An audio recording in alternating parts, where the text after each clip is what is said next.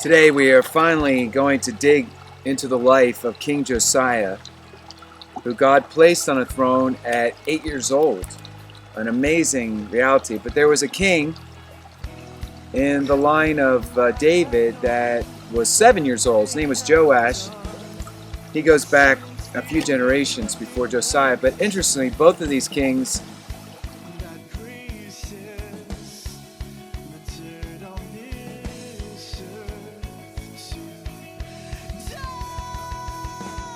in the sight of the Lord more than most of the kings in Israel and in Judah. So what we're going to learn here is that Josiah, though young, does a level of restoration of true worship in Israel that his father Manasseh never achieved. In fact, he took Israel into greater idolatry, built altars to the hosts of heaven in both houses of the Lord. These are altars like the Asherim, which was a fertility goddess that was basically a woman with the two breasts exposed and fish legs, and it was tied to the worship of Dagon. It was tied to Ra. These gods were incorporated into Yahweh worship, and God hates the incorporation of false deities, sun god worship, running alongside the worship of His holy name, as He's clearly set forth in the Torah.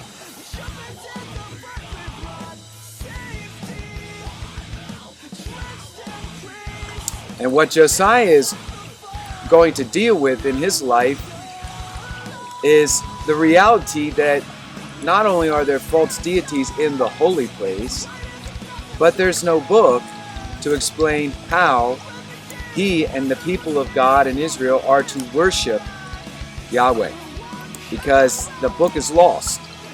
And for the last 1700 years, in the advancement of the gospel and basically the Catholic Church coming in control of this book, the Bible, using their scholars, Jerome that wrote the Latin Vulgate, some of the other men,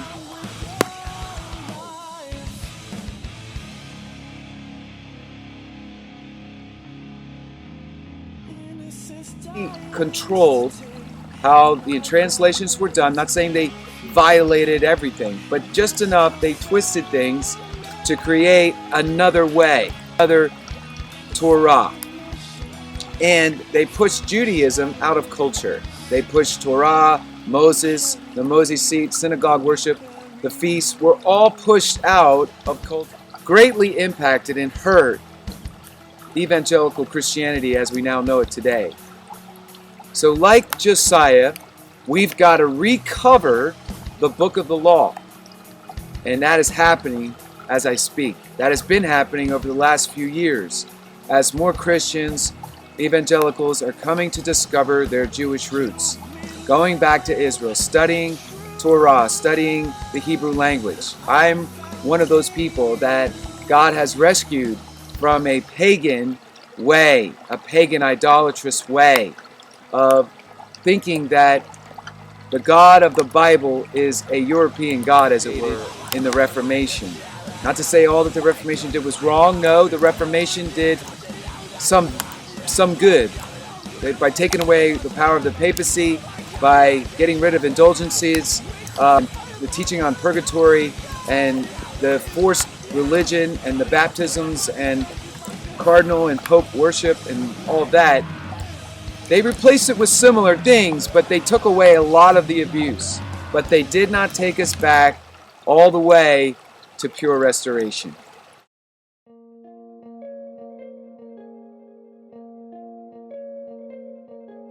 As I've been now for at least 2 years toying with this idea of restoration, and what has befuddled me in our area in the South, churches every year, maybe twice a year, have revivals. And I wonder what goes on at these things. I've talked to pastors, and pretty much what I see them being is an opportunity for the church to get higher on the priority list of the duties or the activity list of the families or the people of the church, each given church.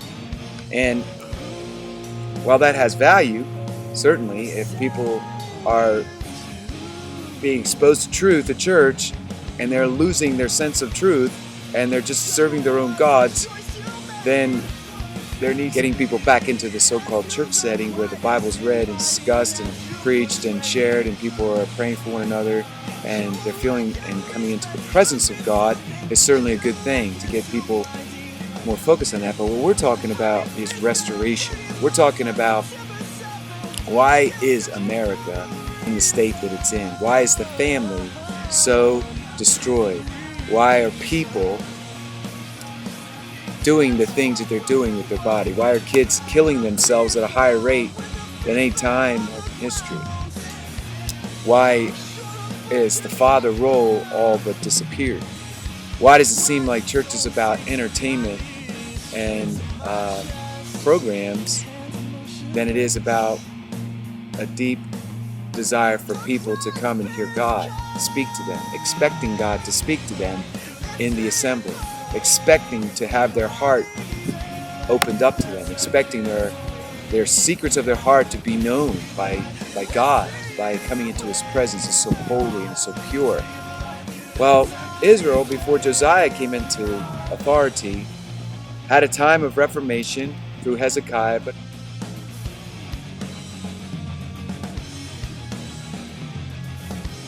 Queen Mother that ruled Israel for 6 years, and she lorded it over the people. She pushed the Sidonian worship of foreign gods down their throat, and they had to take a deep ingestion of idolatry, sun god worship, the Ashtoreth, the Asherim in the house of the Lord.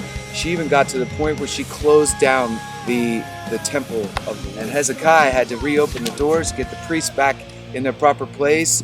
At this time, Assyria had conquered the northern kingdom, and his reformation didn't last too long because Manasseh comes in and reigns in his place, and for 55 years he reigns, and most of those 55 years he finds himself wrapped up in idolatry. What Hezekiah tore down, he put back into its place. And in America today, we are struggling with the exact same thing. We've had what they call awakenings, two great awakenings in the 1700s and 1800s. You can just do an internet search on that. You know, various universities were spawned out of these great awakenings. Princeton, Yale, Harvard. They happened in New England, came down into Philadelphia. And then we had another awakening in the 1800s, early 1800s. And then we had the Civil War. And then ever since the Civil War in America, we've had World War, Vietnam, Korea. We've had riots, liberation movements of women and minority, the blacks.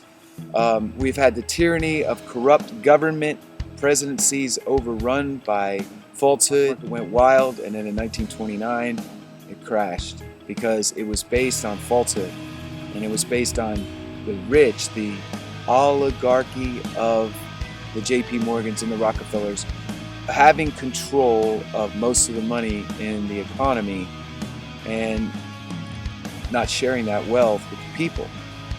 This happened in Israel as well. Even Solomon lorded it over the Jews, and he was never supposed to do that. He put them into slave labor, and this was a direct violation of the will and the Torah that clearly directed that no Israelite was to go into slavery. And if he was, temporarily, at the year of Jubilee, he would be released back to possession granted him by the conquest of Joshua.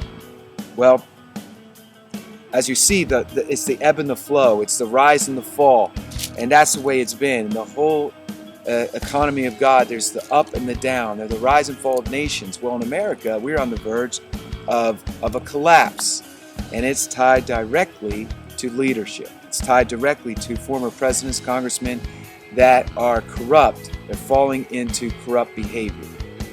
And we are going to delve into the Reformation, restoration of Josiah, but once again,